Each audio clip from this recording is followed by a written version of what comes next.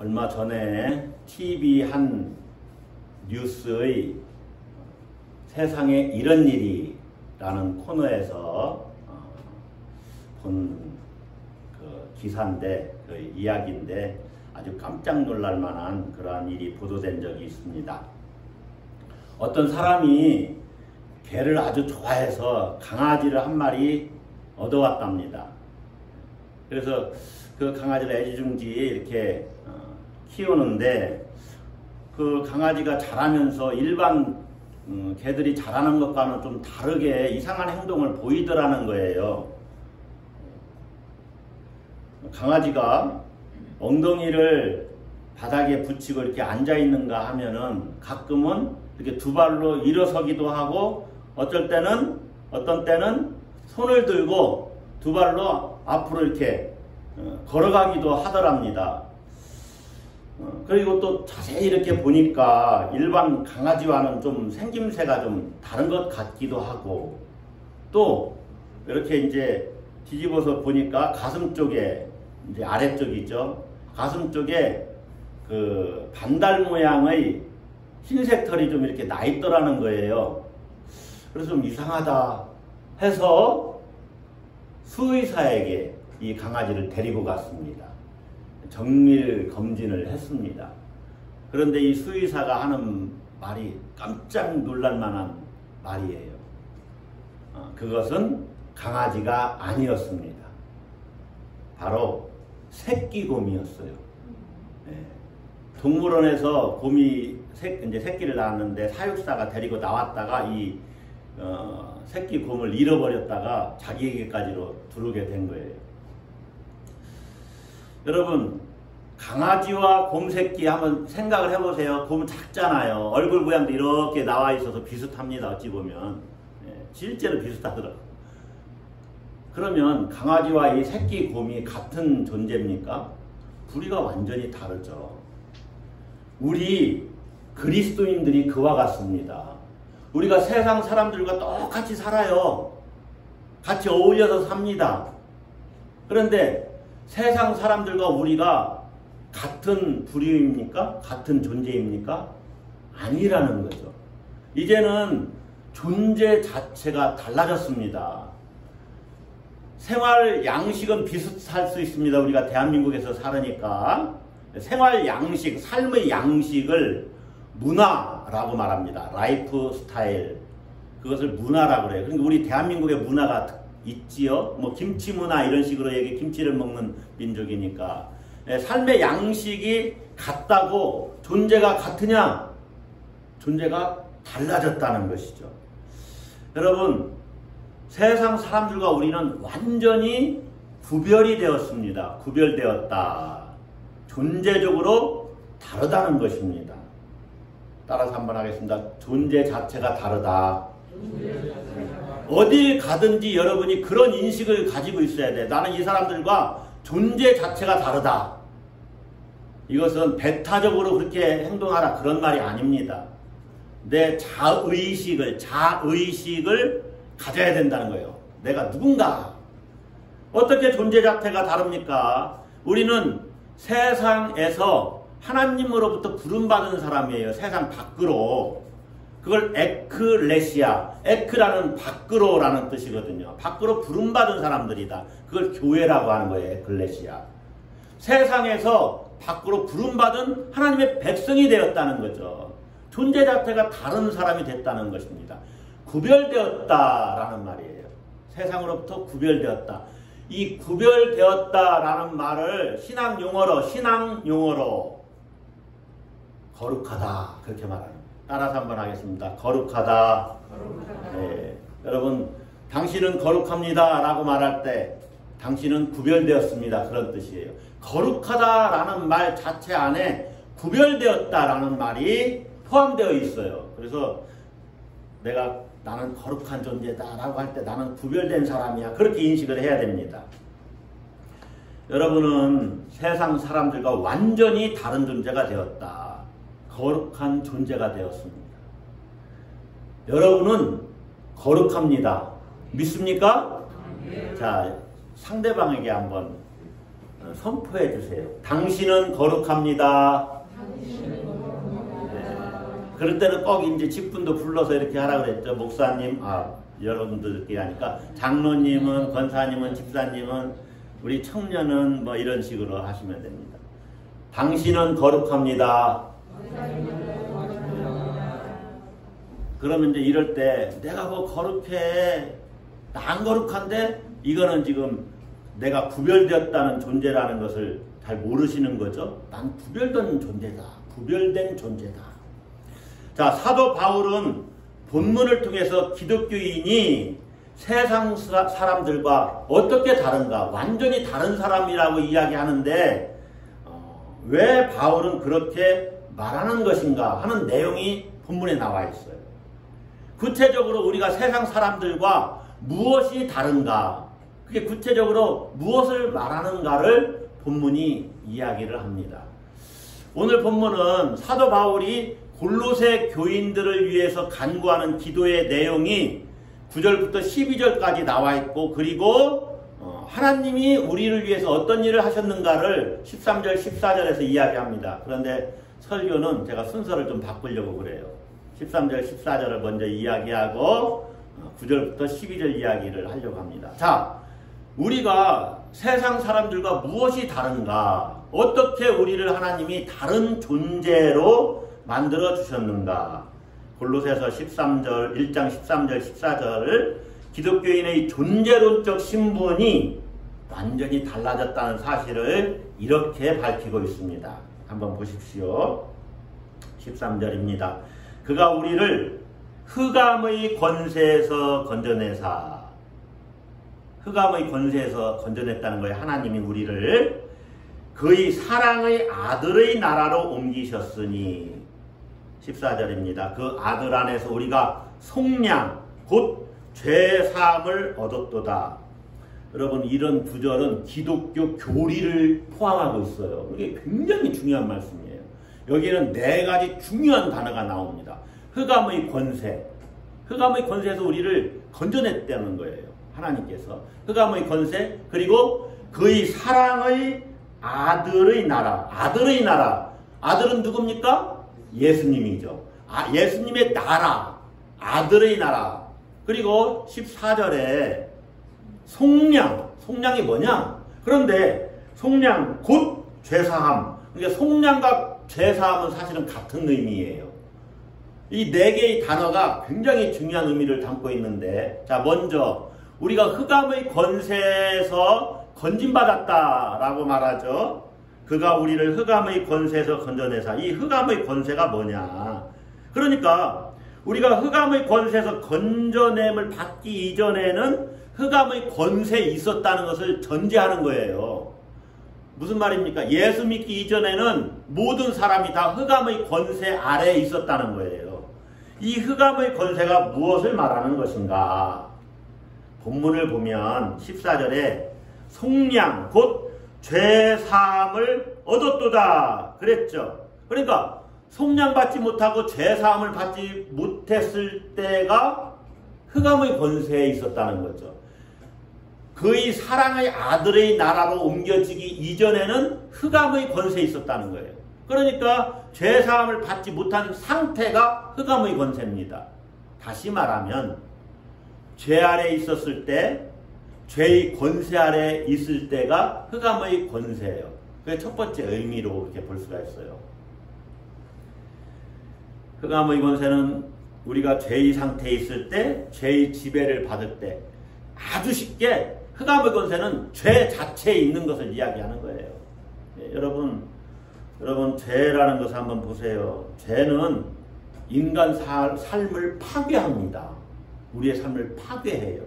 그러니까 우리를 우울하게 만들고 죽고 싶도록 만들고 살아서 무엇하냐 만드는 어떤 모든 생각, 사상, 그러한 상태, 또 삶 속에서 힘들잖아요. 그러한 것들이 죄의 세력이고 죄의 권세고 흑암의 권세예요. 모든 부도덕하고 폭력적인 것, 흑암의 권세죠. 폭력, 흑암의 권세죠. 사람을 죽도록 만들으니까. 비양심적인 것, 얼마나 양심의 가책을 많이 받았습니까? 때로 우리가. 그러니까 그게 흑암의 권세죠. 권세도, 권력도 좋은 방향으로 쓰여지면 사람을 살립니다. 그러나 사람을 죽이는 데 쓰임받으면 이 퇴폐적인 권세들, 이게 흑암의 권세죠.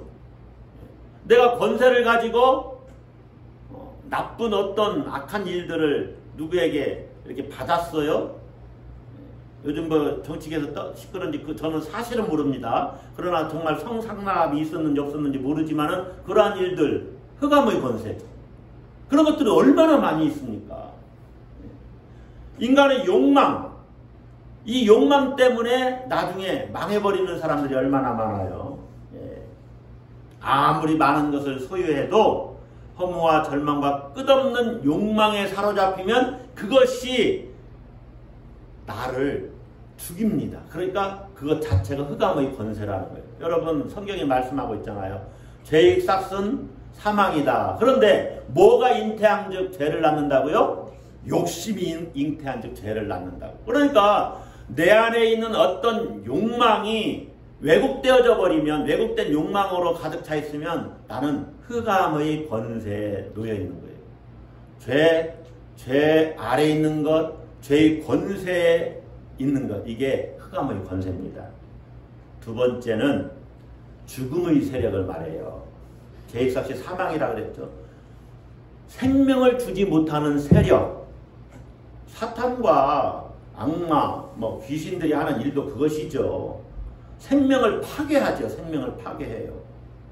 최근에 완도에서 한 가족이 이렇게 결과를 제가 뉴스를 못 봤는데 여러분 이렇게 죽음을 차 안에서 죽음을 당했는지 자살했는지 그러한 일들이 있었습니다. 다 아실 거예요.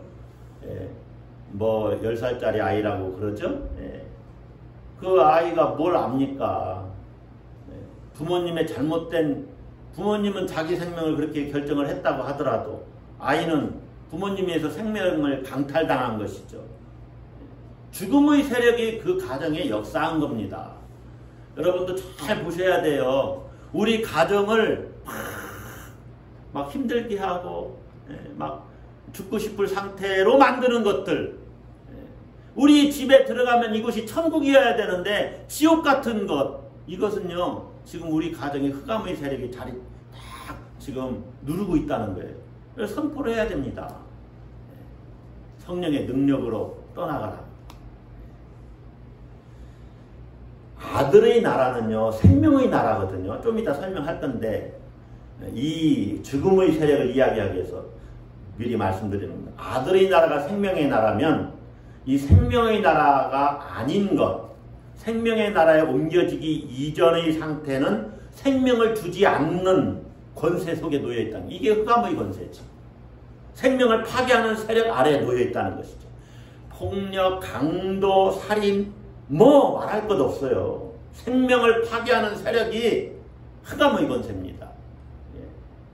여러분, 우리가 예수 믿기 이전에는 어떤 경쟁으로부터 자유로울 수 있잖아요.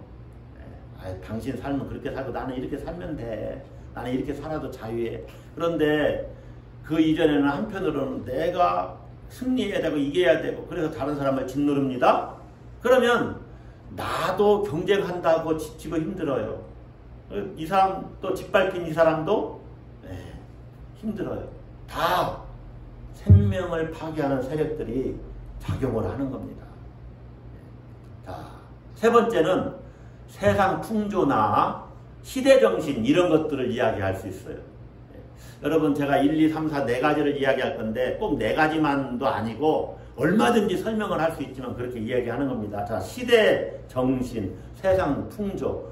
에베소서 2장 2절에 그러죠. 그때 너희는 그 가운데서 행하여, 이건 죄와 허물 가운데서 행하여, 그런 말씀인데, 이 세상 풍조를 따르고 공중의 권세 잡은 자를 따랐다. 세상 풍조를 따르는 것이 흑암의 권세에 놓이는 거예요. 여러분, 로마가 지배하던 그 초대교회 당시 골로새서를 읽는 독자들은 로마가 온 세상을 통치하는 그러한 시대에 살았죠. 그때 당시 시대 정신이 뭐였겠어요? 로마의 어떤 사상, 이데올로기, 로마의 문화입니다. 문명입니다. 그것을 가지고 온 세상에서 나 로마 시민이야. 그러면서 다른 사람들을 깜보고 누르고 모든 사람들을 압도하는 그 로마의 문화나 사상을 그들은 사상의 지배를 받은 것이죠. 첨단 문명과 이데올로기에 세뇌된 것이죠. 그게 흑암의 권세입니다. 요즘 우리에게 흑암의 권세는 뭘까요? 모든 사람이 이렇게 여깁니다. 돈이 최고야. 돈이 있어야 돼. 다른 좋은 그 용어로 물질 만능주의 시대 이렇게 얘기하죠. 여러분, 돈이 많다고 사람을 무시합니까? 갑질을 합니까? 그 사람은 흑암의 권세 아래 놓여 있는 거예요. 여러분 돈이 많다고 자랑합니까? 흑암의 권세에 영향을 받고 있는 거예요. 돈이 없다고 막 비참합니까? 아직 자유함이 없는 거죠. 돈의 노예로 살고 있는 거예요. 잘 보셔야 돼요. 돈이 없으면 불편하죠. 조금 불행할 수는 있습니다. 그러나 노예가 돼서는 안 되죠. 자본주의 체제 안에서 가장 행복하다고 여기는 삶의 조건들이 많습니다. 그 중에 하나가 돈, 물질이지요. 그런 것들을 잘 준비하는 것은 필요하고 나쁜 건 아니죠. 좋은 일이지요. 그러나 그것을 절대화하면 그것의 노예가 되는 거예요. 절대화한다는 것은 난 이게 없으면 못 살아. 난 이거 없으면 죽어. 이렇게 여기는 거죠. 우리 그리스도인들은 어떻습니까? 이게 필요하지만 때로는 없을 수도 있지 뭐. 또 필요하면 하나님이 주실 거야. 하나님을 절대화하는 거죠. 그게 다른 거예요. 필요한 것이지만 이 세상 살아가는 동안 어떤 면에서는 행복의 또 조건이 되기도 합니다. 그래서 필요해요. 그러나 그것을 절대화해서 그것의 노예가 되면 그것은 그때부터 우리의 생명을 파멸시키는 흑암의 권세로 작동을 해요. 그래서 얼마나 많은 사람들이 그것 때문에 목숨을 끊습니까?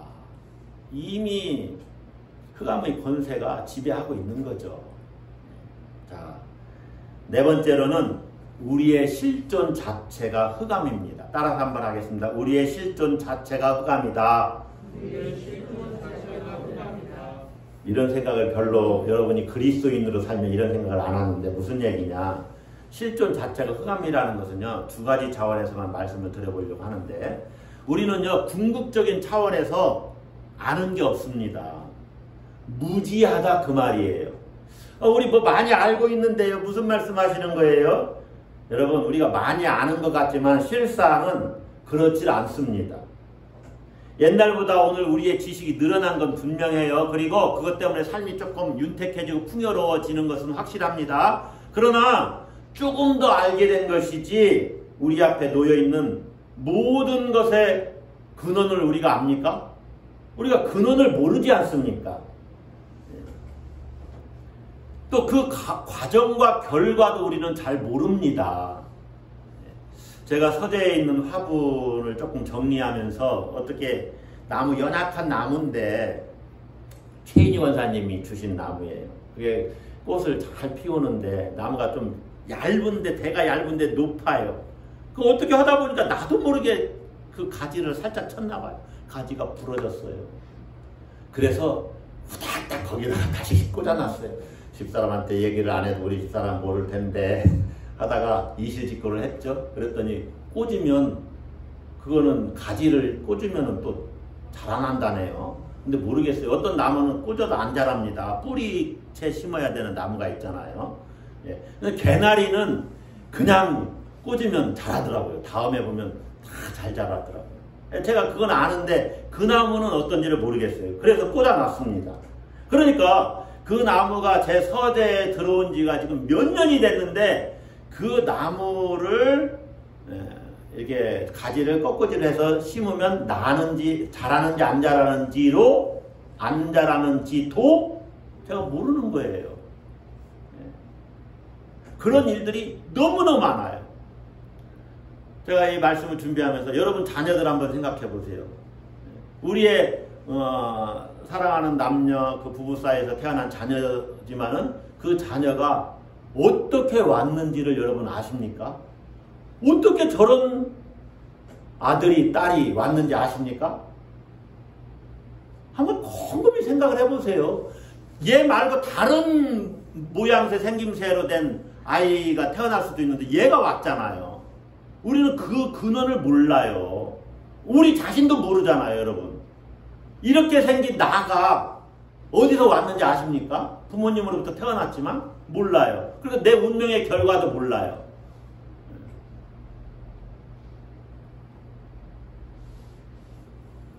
아베 전 수상의 죽음이 그렇게 인생이 끝날이라는 거 여러분 아셨습니까? 바로 전에도 몰랐는데 우리 집에서 우리 아이가 카톡을 딱 보냈더라고요. 총에 맞았다는 거예요. 우리는요, 우리 자신도 모르고 다른 사람의 과정과 결과를 몰라요. 운명이 어떻게 될지를 몰라요. 여러분, 시간과 공간이 어떻게 결합이 되어 있는지도 몰라요. 시간의 속도가 위치에 따라서 달라질 수 있다는 것도 몰라요. 이 공간이 우주에서 어떻게 이 공간이 자리 잡고 있는지도 몰라요. 공간이 휘어진다는 이야기 들어보셨습니까? 물리학적으로. 시간의 속도가 각 행성마다 다 다릅니다. 예, 영화 인터스텔라에 보면 잠깐 다른 행성에 내려갔다가 1시간 만에 돌아왔는데 23년인가가 지나버린 거예요. 지구 나이로. 시간이 다르다는 거예요. 우리는 몰라요. 물리학자들도 잘 모릅니다.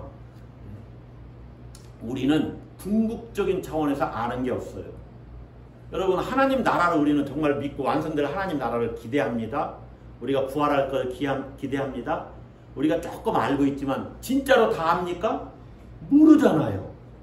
그러니까 끊임없이 하나님 생각하면서 묵상을 하셔야 되는 거죠. 우리는 잘 모릅니다. 무지합니다. 우리 실존 자체가 흑암이라는 겁니다. 흑암. 자, 두 번째로는 우리 실존 자체가 흑암이라는 것은 우리가 이 세상의 삶에서 궁극적인 만족을 얻지 못한다는 거예요. 뭐를 얻지 못해요? 궁극적인 만족을 얻지 못해요. 여러분, 맛있는 거 먹을 때 그때는 참 행복합니다. 그래서 조금 지나면 금방 사라지잖아요. 그런 거와 비슷해요.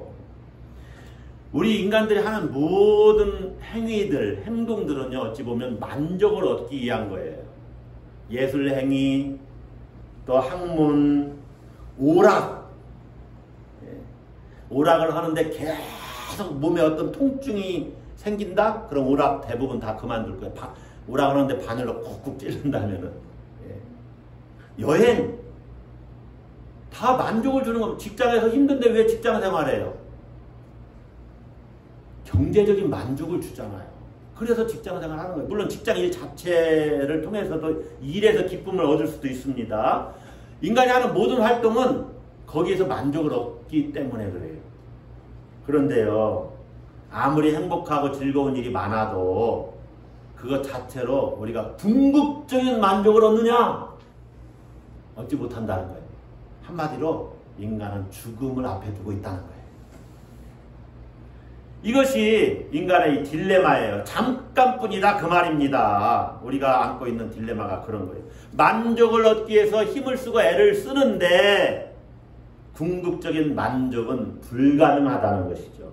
이런 딜레마가 흑암의 권세입니다. 인간 실존 자체가 그 흑암의 권세 아래 놓여 있어요.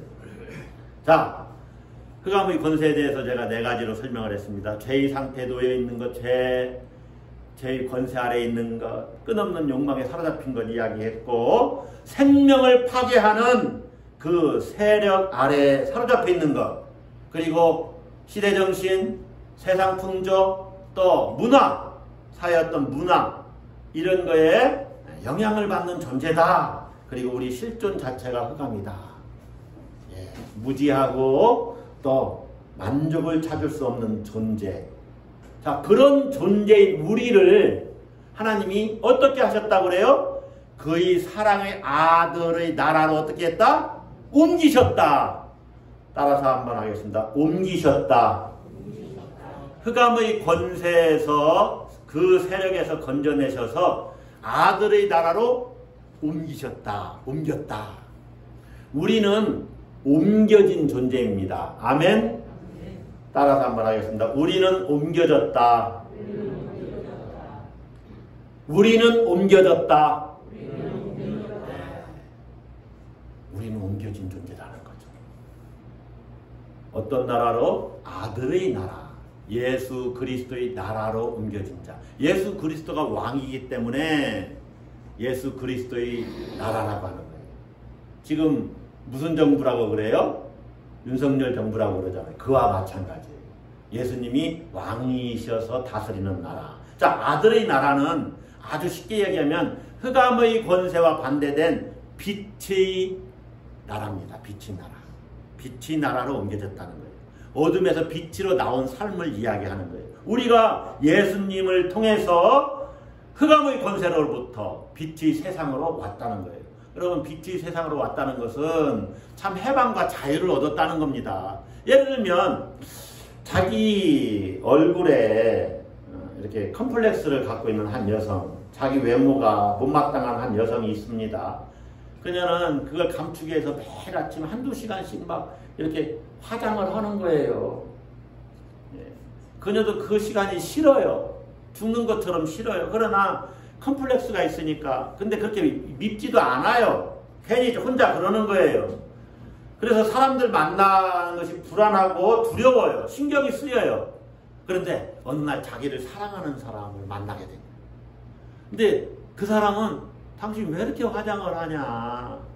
당신 민낯, 맨 얼굴도 너무 이쁘다. 나는 그리고 당신 민낯이 더 좋다. 그렇게 얘기를 해주는 거예요. 이 사람은 실상은 외모보다 자기의 내면을 더 좋아해줘요. 그래서 이 여성이 이제부터는 화장하는 일에 그렇게 투자를 안 해도 돼. 시간 뺏기지 않아도 돼요. 무슨 말입니까?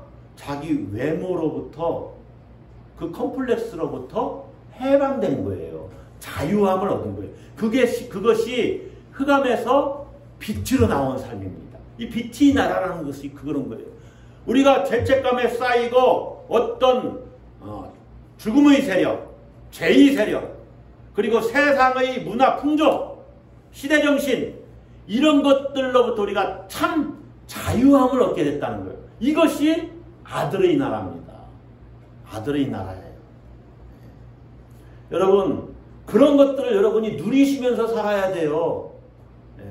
돈 싫어하는 사람이 있습니까? 돈 좋지요? 그러나 그것에 내가 삶의 지배를 당하고서는 자유함을 누리지 못하고 살아요. 열심히 벌고 열심히 저축도 하고 써야 되지만 우리는 돈의 노예가 아니다. 그 말이에요. 세상 사람들이 뭐라고 해도 그런 것에 영향받지 말아요. 우리는 자유합니다. 우리는 빛의 나라로 옮겨진 사람들이에요. 이 빛의 나라를 다른 말로 말하면 따라서 한번 합니다. 생명의 나라. 예. 죽음의 세력에서 빠져나와서 생명의 나라로 옮겨졌다는 거예요. 여러분, 생명의 주인은 하나님이십니다. 내 생명은 하나님으로부터 주어진 거예요. 그러니까 하나님이 유지하시고 보존하실 거예요. 그리고 내 생명은 하나님으로 인해서 풍요로워집니다. 우리에게 필요한 게 뭐냐? 모유를 찾는 아기처럼, 어머니를 전적으로 신뢰하는 아기처럼 하나님을 전적으로 신뢰하는 거예요. 문제가 뭐냐? 예수님은 나의 생명입니다. 이렇게 고백하면서도 생명을 다른 데서 찾고 있는 게 문제예요. 우리 그리스도인들의 문제가 그겁니다. 생명을 다른 데, 여기서 가면 내가 더 풍요로워질 것 같아. 제가 뭐 물질이나 권세, 학문, 지식 이런 것들이 필요 없다고 말씀드리는 게 아니에요. 다 필요합니다. 그러나 궁극적인 만족을 누가 주느냐? 예수님에게서 찾아야 되는데 다른 데서 생명을 찾는 것이 문제다. 그 말이에요. 여러분들은 어떻습니까? 다른 데서 생명을 찾고 있다는 것은 예수님을 생명으로 받아들이지를 못하고 있다는 것입니다. 예수님이 생명 되신다는 것을 내가 인정하지 못하고 있는 거예요. 실상 다른 데서 생명을 찾아도 속이 시원해지지 않습니다. 그렇죠? 만족이 없지요? 여러분이 어디에서 생명을 누릴 수 있겠어요? 어디에서 찾습니까? 내가 온 것은, 예수님이 자신을 향해서 그랬죠. 내가 온 것은 양으로 생명을 얻게 하고 더 풍성히 얻게 하려는 것이라. 더 풍성한 생명의 충만함을 예수님이 주시는데 어디에서 무엇을 찾겠어요? 자, 하나님께서 우리를 흑암의 권세에서 건져내사 그의 사랑의 아들의 나라로 옮겼다 그랬죠. 그 옮겨진 존재가 다른 의미로는 뭐냐면 14절입니다. 그 아들 안에서 우리가 속량 곧 죄사함을 얻었도다. 여러분 13절과 14절은 같은 내용이에요. 말만 다른 것이지 의미가 같은 거예요. 그러니까 아들의 나라로 옮겨졌다는 말은 죄사함 받았다는 이야기예요. 아멘? 예, 여러분이 그렇게 보셔야 됩니다. 옮기셨으니 죄사함을 얻었다 이렇게 끝나잖아요. 옮긴 것이 죄사함 받은 거예요. 죄사함 받지 못했다면 아직 옮겨진 것이 아니에요. 예. 자, 속량은 잘 알다시피 값을 지불하고 그 대상을 이렇게 산 겁니다. 그리고 자유케 한 거예요. 그게 속량이에요. 다른 말로 말하면 구속이죠. 구속은 예수님의 십자가의 보혈로 인류의 죄를 예수님이 대신 씻어서 구원한 일을 구속이라고 하지요. 범죄 피의자를 구속하다 그 구속이 아닙니다. 한자가 완전히 달라요. 범죄 피의자를 구속하다 구속은 체포하여 신체를 속박하는 것을 이야기하지만 예수님으로 말미암아 우리가 구속되었다라고 말할 때는 내가 죄 씻음 받고 자유케 되었다. 구원받았다. 그 의미예요. 예. 노예가 속박으로부터 풀려나는 일, 죄수가 속박으로부터 풀려나는 그것을 속량이라고 그래요. 전쟁 포로가 감금으로부터 이렇게 자유케 되는 것을 속량이라고 그래요. 우리가 그런 존재가 되었다는 거예요. 속량은 다른 말로 죄사함인데 죄사함은 뭡니까? 죄의 형벌로부터 내가 면제받았다. 죄를 용서받았다. 또 한 가지는 죄의 권세로부터 자유케 되었다는 거예요. 여러분, 하나님의 나라, 예수님의 나라가 생명의 나라라고 그랬죠? 생명의 나라, 그 생명이 어떻게 주어지느냐? 죄사함을 통해서 주어집니다. 아멘. 죄사함을 통해서 생명이 주어져요. 다시 말하면 예수님 십자가 그 죽음을 통한 죄사함을 통해서 내가 하나님 아들의 나라로 옮겨지게 되었다는 거예요. 죄사함을 통해서 내가 아들의 나라로 옮겨졌다. 그러니까 죄사함이 단순히 형벌의 면함이 아니라 새로운 세계로 들어가는 것을 말해요. 죄사함이 내가 그냥 죄 용서받아서 이런 차원 포함하고 그런 뜻도 있지만은 새로운 세계로 내가 옮겨졌구나. 하나님 나라와 같은 의미예요. 실상 예수님 나라로 옮겨진 거예요. 여러분, 죄사함의 이야기는 여러분 탕자 비유, 그 아버지 비유라고 할 수 있죠. 어찌 보면 둘째 아들이 그 돼지를 키우면서 배고프니까 돼지가 상당히 기분 나빴을 것 같아요. 그죠? 자기 밥을 뺏어 먹으니. 예. 그 쥐어멀매를 먹어요? 그게 흑암의 권세에 놓여있는 거예요. 흑암의 권세. 그런 거예요. 그런데 아버지께로 돌아왔습니다. 내가 잘못을 시인하니까. 아버지가 따지지도 묻지도 않고 용서하고 손에 가락지를 끼워주고 비단 옷을 입히고 잔치를 베풀어 줍니다. 아들이 돌아오는 그 순간에 이미 아버지는 용서하셨습니다. 아들은 이미 용서받았습니다. 그게 아들의 나라로 옮겨진 거예요. 우리 지금 본문에서 말하는. 이미 용서받았어요. 더 이상 계산할 것이 없어요. 따질 것이 없어요. 양쪽에서. 일방적이고 조건 없는 용서입니다. 예, 용서. 그것이 제사함이에요. 제사함. 여러분, 하나님이 우리를 용서하신다는 말은 하나님이 우리 생명을 책임지신다는 말이에요. 생명은 하나님의 방식으로 하나님이 주시는 선물입니다. 하나님의 방식이 뭐냐? 예수 그리스도죠. 예수 그리스도를 통해서 우리에게 생명을 주신다는 거예요. 그것이 그 아들 안에서 그 14절에 그랬죠. 그 아들로 말미암아 그런 뜻이에요. 아들로 말미암아 우리에게 생명이 왔어요. 그게 아들의 나라로 옮겨진 것입니다. 할렐루야. 전폭적으로 하나님께 용서받은 존재, 받아들여진 존재, 죄사함이죠. 죄사함을 통해서 아들의 나라로 옮겨졌습니다. 그래서 우리가 생명 충만한 삶을 누리는 것입니다.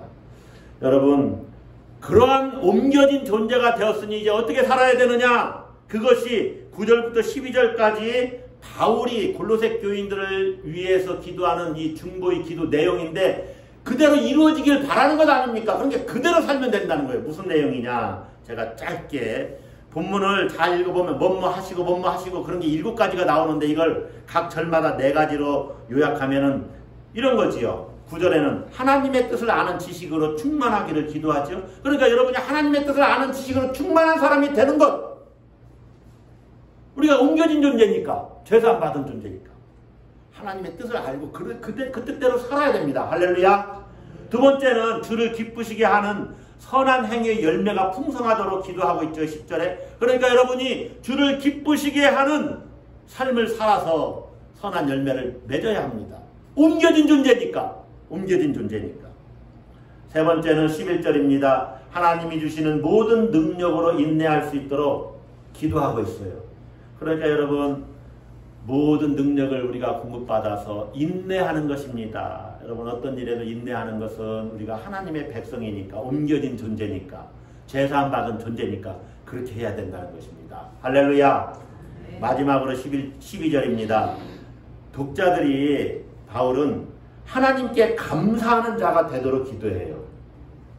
우리는 옮겨진 존재입니다. 하나님의 은혜로 구원받은 백성, 거룩한 존재, 죄사함 받은 존재. 그러니까 하나님께 감사하는 자가 되어야 한다.